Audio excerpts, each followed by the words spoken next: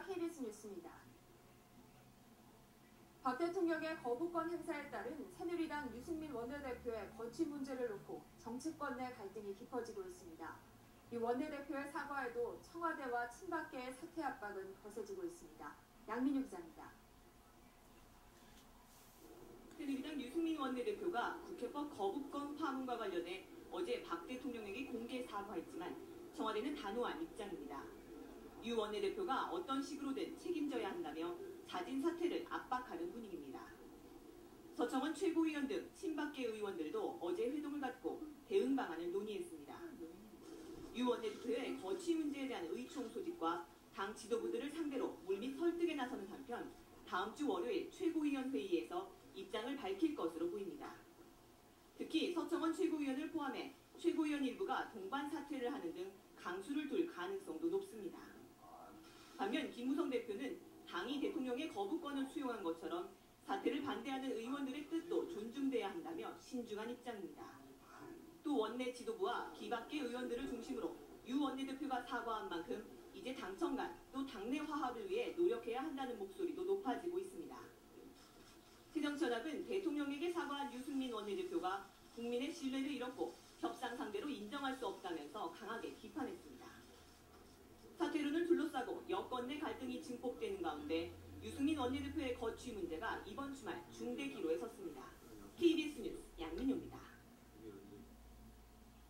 이슬람 극단주의 무장단체 IS의 자칭 건국 1주년을 앞두고 프랑스와 튀니지, 쿠웨이트에서 테러가 잇따랐습니다. 하루 만에 60여 명이 숨지고 200여 명이 다쳤습니다. 하송영 기자입니다. 프랑스 리옹 근처 가스 공장에서 큰 폭발이 일어났습니다. 괴한이 배달 차량을 몰고 가스 컨테이너와 충돌했습니다. 공장 부근에서는 참수된 시신 한 구도 발견됐습니다. 용의자는 부모가 북아프리카 출신의 35살 프랑스인으로 2006년부터 2년간 이슬람 극단주의자로 감시를 받아왔습니다. Continuer à agir pour lutter contre le terrorisme. Terrorisme ici en France, terrorisme partout dans le monde. 북아프리카 튀니지 휴양지 수스에서는 중무장한 괴한들이 관광객들을 향해 총을 난사했습니다.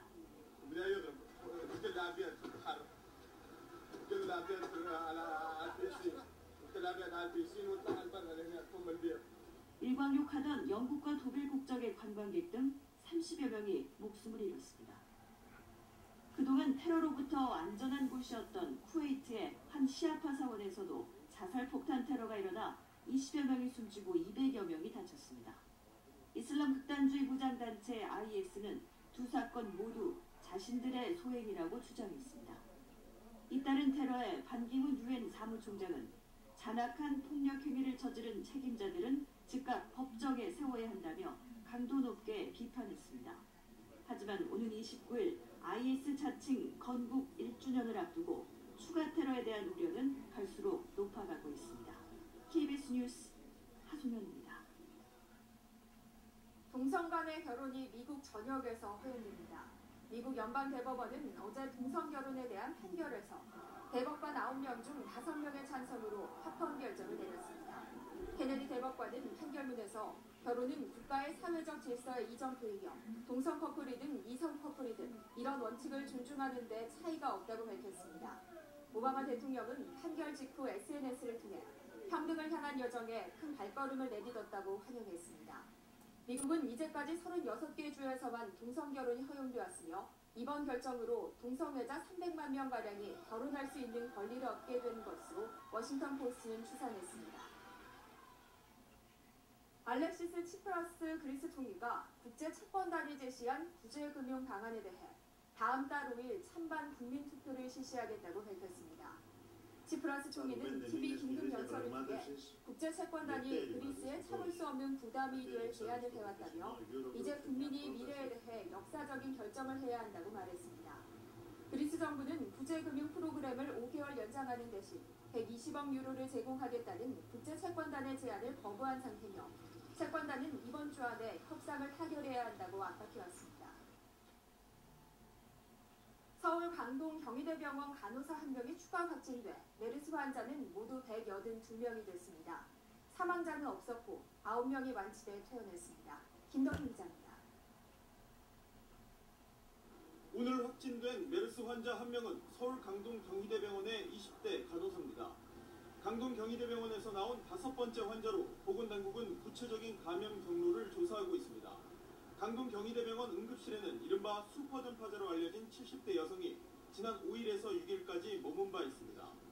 지난달 20일 메르스 최초 환자가 나온 이래 환자 수는 모두 182명이 됐습니다. 숨진 환자는 없어 지금까지 사망자는 31명입니다.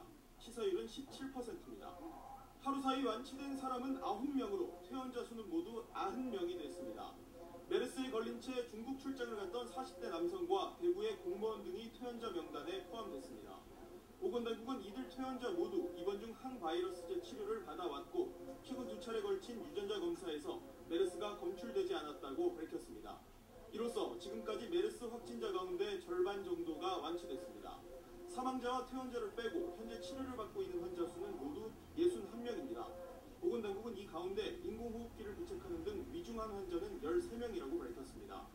자가격리자는 어제보다 464명 줄어들어 2,467명으로 집계됐습니다.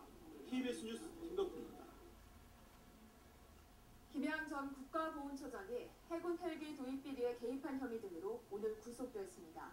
서울중앙지법은 범죄 사실에 소명이 있고 구속 사유와 필요성이 인정된다며 방위사업비리 정보합동수사단이 청구한 구속영장을 발부했습니다.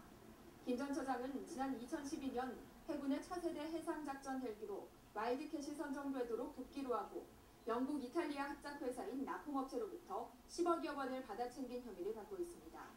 최신형 작전 헬기로 선정된 와일드캣은 앞서 서류 조작으로 시험 평가를 통과시킨 혐의 등으로 해군 현역 소장 등 7명이 구속 기소됐습니다.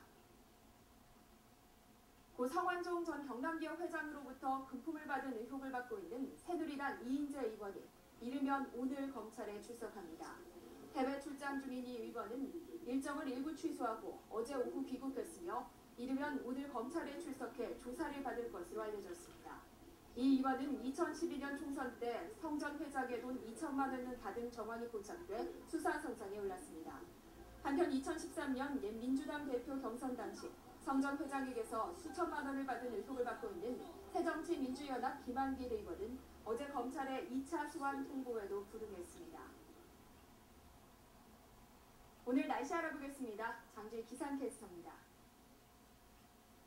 비가 그친 뒤 시원스레 파란 하늘이 드러났습니다. 서울 덕수궁의 모습인데요. 이렇게 하늘이 깨끗해진 이유는 어제 내린 비가 공기 중에 있는 먼지를 씻어내준 것뿐만 아니라 동해상에서 깨끗한 공기가 불어오고 있기 때문입니다. 오늘 중부지방은 구름이 다소 끼겠고요. 남부지방은 오후에 대기가 불안정해 소나기가 오는 곳이 있겠습니다. 이 시각 독도 영상 보겠습니다. 맑은 서울 하늘과는 굉장히 다르죠. 하늘이 흐린 가운데 약하게 비가 내리고 있고 물결 또한 높게 일고 있습니다. 또 울릉도와 독도에는 강풍주의보가 내려진 가운데 바람이 강하게 불고 있는데요. 피해 없도록 주의하셔야겠습니다. 일요일인 내일은 전국에 맑은 하늘이 드러나겠습니다. 한낮엔 30도 안팎까지 오르면서 더운 날씨 예상됩니다.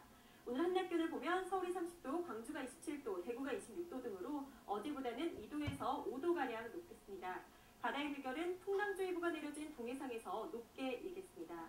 다음 주 초에는 장마전선이 북상하겠습니다. 월요일 제주도를 시작으로 화요일에는 전국, 수요일에는 남부지방에 장맛비가 내리겠습니다. 기상정보였습니다. 뉴스를 마칩니다. 고맙습니다.